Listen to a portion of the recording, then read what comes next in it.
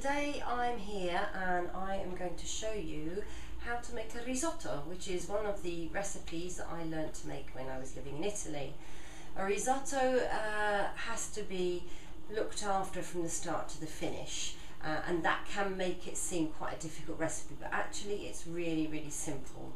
Also, it's not expensive, so if the family love it, it's a really good way to feed the family of an evening.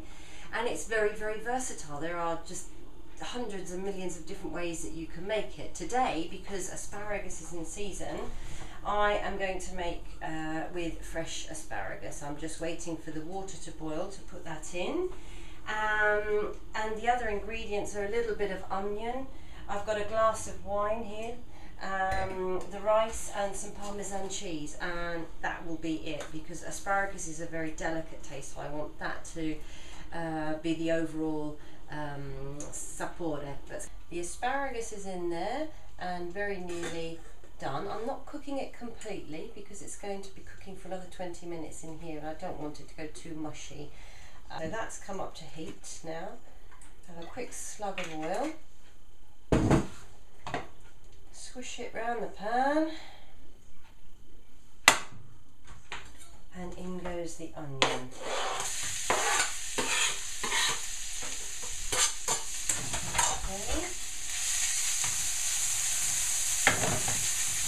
Now I'm just going to let that, I've cut it as finely as I possibly could because I personally don't like big bits, or at least bigger bits than the risotto or the asparagus. It's just supposed to give a flavour. So I've turned that down to a medium heat. I've got my top on it and I'm just going to let that sweat now and get a tiny little bit of colour. Right, I've taken the asparagus out. The asparagus, I have kept the tips because I'm going to use them at the end, and I have also cut off the harder, bonier stalk, and I'm going to discard that, throw that away in the bin. So I've got this bit left. Now my onion has sweated nicely, and as you can see, it's not a greasy pan at all. The oil, probably about a tablespoon, has been soaked up into the onion. What I'm now going to do is add the rice. Now I'm using arborio rice, and this one is actually a brand that I used to find in Italy, but the supermarkets here in England do an equivalent, which is cheaper and just as good. So now I was taught 2 handfuls per person, and I'm preparing for 2 people here, so there you go. And now we're going to toast the rice, okay? So I think we are toasted and ready to go. The last thing to add to that, of course, before I add any broth, is my asparagus. There we go, one fell out. So that, my asparagus water, with the addition of a chicken stock cube, I'm going to add 1 ladle, 2 ladles at a time, and just let that rice slowly absorb it all. That's all you have to do. Now that basically is your risotto. All we have to do now is add the broth to the rice. Keep it cooking gently. This is maybe a little bit too furious. I've just turned her down a little bit. Until the rice is cooked, which will probably take about 20 minutes. In the meantime, as it's cooking, all of that flavour's coming out. You may have noticed I haven't added any seasoning yet. I'm going to wait till I get to the end. Another good thing about risotto is if you are preparing this for your evening meal, you can be getting on and doing other things while this is boiling. You just have to keep your eye on it. There, now that will take a while to come back to the boil. What I shall do now is wait until all that liquid is absorbed and before adding any more.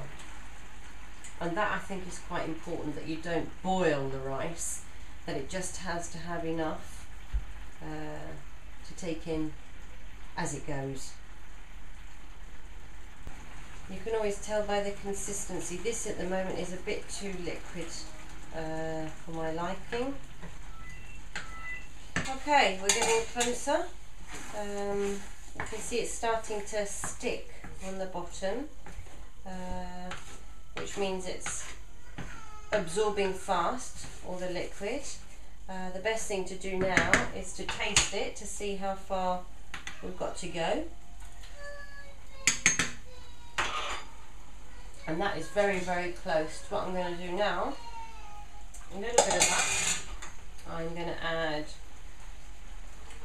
some Parmesan to start off with, just to give it a little bit of taste. That will also thicken as we go.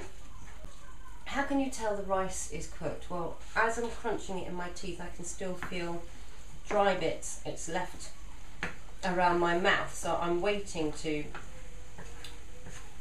bite some rice and not feel that.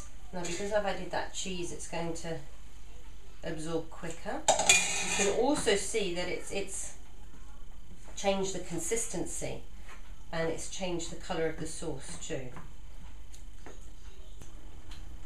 Now that for me is fine, because I am used to not having any salt anymore. Add as much as you like, as little as you like. And that's it. There's just one more thing we're going to do before that actually finishes cooking, and that will be to add just a knob of butter to what they call mantecare, which just adds a little bit of flavour. Now, had I added the tips in, they would have disintegrated by now, and as they are the prettiest bits, that's why I'm going to leave them right to the end, and I'm actually going to put them on the top of the rice. They're cooked, so I know they're going to taste fine. There's the size of knob of butter. I'm just going to leave that in there. That butter's now amalgamated. Dish up. These bowls are quite big, actually. There we go. As you can see, there's one bowl. Put some tips on top, like so. Risotto agli asparagi.